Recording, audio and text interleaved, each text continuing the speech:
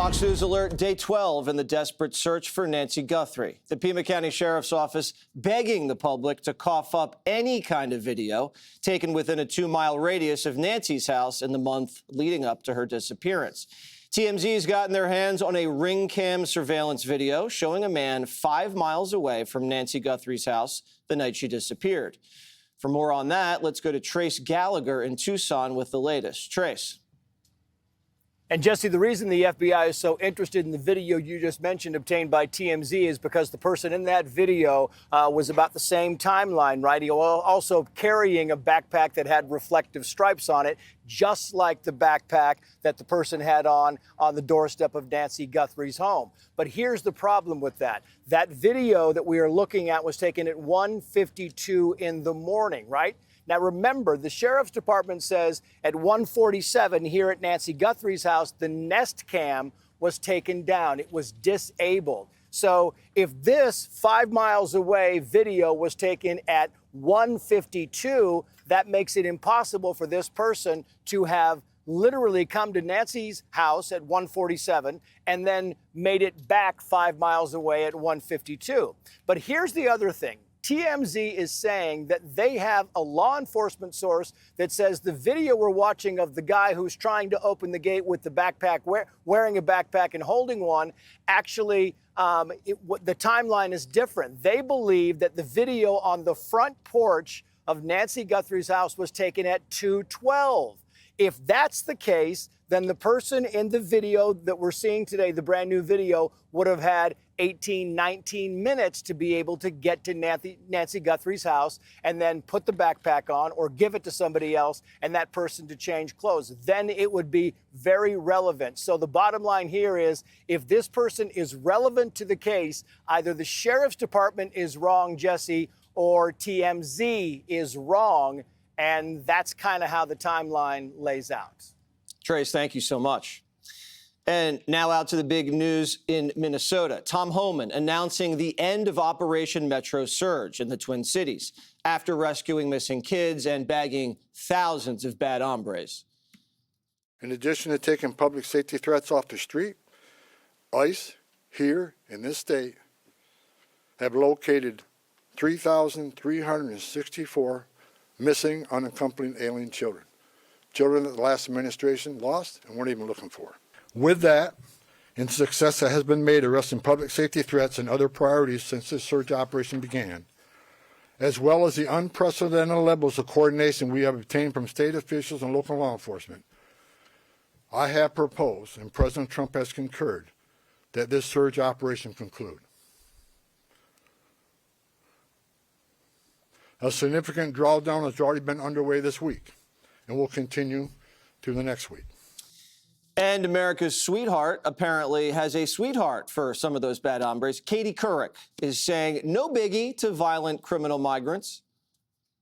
Isn't all this talk about ridding the country of violent criminals a massive overstatement? If less than 14%, again, of the 400,000 immigrants being arrested are had charges or convictions for violent criminal offenses. What about the 14%? Such a low percentage of 400,000 people. If your daughter gets raped by the guy that gets back out and he's one of the 14%, I don't think you're going to quibble about whether it's 14 or 64. Let's talk to Brian Kilmeade, who suggested Tom Homan go out to Minnesota. It's been 2 weeks. Right? 2 weeks later, how do you think it all shook out? First, start communication. Start talking to the mayor, start talking to the governor, start talking to all the sheriffs. And also, I don't think he agreed with a lot of what Tom Bavina was doing. I don't think he agreed a lot of the Kristi Noem policies. And I think he was marginalized. And I think he was able to step up and say, I'll do this, almost like John Harbaugh with the Giants. I'll take the job as long as I can report to the owner. He said, I'll take this job as long as I can report to you. And he said, trust me on this. I have Democratic support because I've done it in the past. He convinced him. I know the mayor and governor don't want to say it because they're afraid of losing some support. Those guys cooperated with him. They gave him access to the prisons. The sheriffs on the outskirts and the suburbs were already doing it. And then all of a sudden, Tom Homan comes in and starts producing results, not disparaging them personally, gives you 700 last week. Chuck Schumer doesn't say, okay, this is a win. He says that's a drop in the bucket. In what planet? They only have 600 cops, 600 cops. 700 is not a drop in the bucket. I just can't believe, and I know I'm taking a page from your book, Dana, but why Democrats don't take the win here.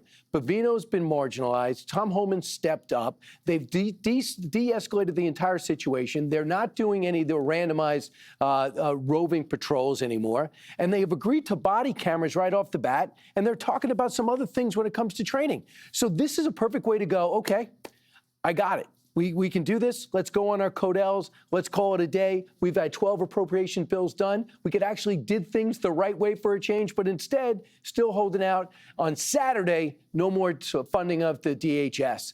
And Tom Homan's done a brilliant job. I think he's going to do it everywhere now. Your name was invoked, Dana. Would you like to say anything? Well, I do believe that Tom Homan, has a gift at the podium that some people might say they wouldn't necessarily have thought that initially, right? But he has a steady, calm competence. When you can show competence in government, people will turn and look to you and say, okay, wait, tell me more, show me more. And that's what he did. So we took this live today. It wasn't until the 18th or 19th minute of his speech that he announces the news. So he really buried the lead. But before he did that, he listed all of those statistics. We showed one of them, or we played one of them, the 3,354 missing children that they were able to find in just that area. That is amazing. That he has 87 sheriffs who are willing to cooperate with him. And then he says, so after all of this success and finalizing the mission, I have said to President Trump, I think we can draw down. And President Trump agrees. So we will leave a few people here to make sure everything's cool. We'll be seeing you later. To me, that is a great win for the Trump administration, but I also believe that the Democrats could say, look what we made them do. But Dana, this is why he did it on the 17th minute or 12th minute, because they would not have taken the stats on the missing kids and the 4,000. He's a better and every network communicator took than it you to the end. Yeah, he did a good job. Greg, Katie Couric, that was quite an interview with Rand Paul. Yeah, did you throw a picture up? Remember when she was called like America's sweetheart? Mm-hmm. You have a picture of her. She's gone from America's sweetheart to America's duck. Oh. Look at those like bizarro lips. By the way, they found 3,300 kids. Yeah. I think we know where they belong, the Somali daycare. Yes. We couldn't find them for the, when Homan talks about mistakes being made, I don't think he's talking about ICE, because finding missing kids is not a mistake. It would have been interesting if he said, we're going to stop looking for missing kids, and the Democrats go, oh, that's great. They probably would, because they hate good things that happen under Republicans. He was talking about the lack of cooperation. And he got the cooperation because that's the only thing that's changed, really, is that they're cooperating. And so people go, oh, they've admitted they did wrong. No, he didn't. He did like 80% of the job. Katie is a moron. The question is, how long has she been a moron? I mean, we were told that she was a subjective news source, but she just does such a disservice to women, because they already have this stereotype that they can't do math. And this is an idiot. I mean, 14% is small. I mean, right. If 14% of your plate of pasta is ground up glass, would you eat it? I mean, she understands cancer. What one tumor is 1 billion cells. You got 33 trillion cells. That's 0.0033%. But that's not a big deal. She's an idiot. 14% of what, 400,000 people? That's 50,000 violent felons. That's rapists, murderers, pedophiles. Meanwhile, the nonviolent ones that she's not talking about, those are guys that deal with child porn. They're fraudsters, they're drunk drivers, they're traffickers, human and drug traffickers. But those are called nonviolent. She's okay with them. They also won't mention like, oh, they're nonviolent, but they're nonviolent here. They were very violent in Venezuela or where else? Colombia. Or Mexico. I also love that Tim Walz, did you see that clip of him, wants taxpayers to pay his state for damages? No. Did you see that? Who caused the damages in that state. You know, he's like Jeffrey Dahmer suing a victim's family because he got food poisoning. This guy is they're all idiots. But okay, Katie Couric tells you that we've been lied to for 30 years about what our media is. That was objective. We're now seeing the so-called mask come off, and it's not pretty. And it's like, now we know these people were lying to us about everything. Dan Rather was the first. Yeah. By the way, I love your tie. Right? Really? Yeah, I do. Strong stand. Yeah, Right. very strong stance. Right. Yeah. Do you work at Fox? Pro-America. I work at pro-America. Kennedy? Finally, someone is. Well, I'd just like to say it's great to be here back at the table. Welcome, Brian. So Katie Couric used to be the Perky morning show hostess. She hosted the Today Show with Bryant Gumbel, and they were the first two people to discover what emailing was. And Right, Bryant I remember Gumbel's like, that. "Yeah, that's stupid." And Katie's like, "I don't know. Let's put something up my butt." She did to save lives, and she did, and I will forever thank her for that. She has certainly lost her way. It seems like she's not auditioning to get a job once again at CBS because she has been culturally ineffective going on her own rogue YouTube channel over the years. She has always needed a network to prop her up because, unfortunately, she's got some bad ideas. The way for her to play this, especially with someone like Rand Paul, who oftentimes goes rogue from his own caucus, would be to say, you know, we needed to get the 14%. That's fantastic. But how can we in other cities just focus on that 14% instead of minimizing it and saying, you know, 14% really isn't that bad? And because it is the bad, it is the worst of the worst. And I think the point of this Tom Homan experiment was to show that people like Tim Walz and Jacob Frey and governors and mayors across the country who are plagued by crime and homelessness and all sorts of other things they're unwilling to tackle, is they have wanted this. They have wanted these people out of their cities and their states.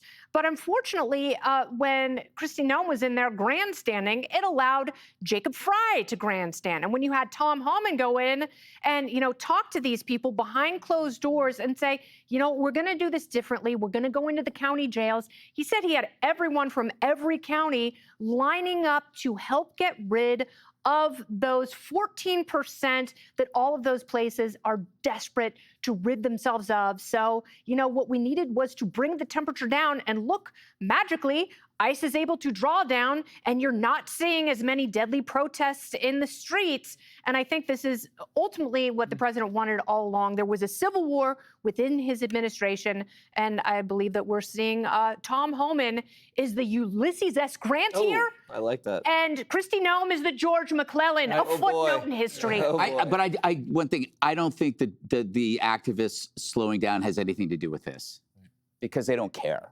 They actually thirsted for the spectacle. If you take you take the crimes that Greg pointed out, it comes up to 70%. So if you take the so-called nonviolent crimes that are serious crimes, it's 70%. 7 out of every 10 who have been taken out or are now being holding cells have committed serious crimes. Ladies, did you understand that math? Could you complete that? If you could, You want us to do it again for you? Show your work. We'll do it again. We'll do it again We'll for you. show the work. Thank you. Hey, Sean Hannity here. Hey, click here to subscribe to Fox News YouTube page and catch our hottest interviews and most compelling analysis. You will not get it anywhere else.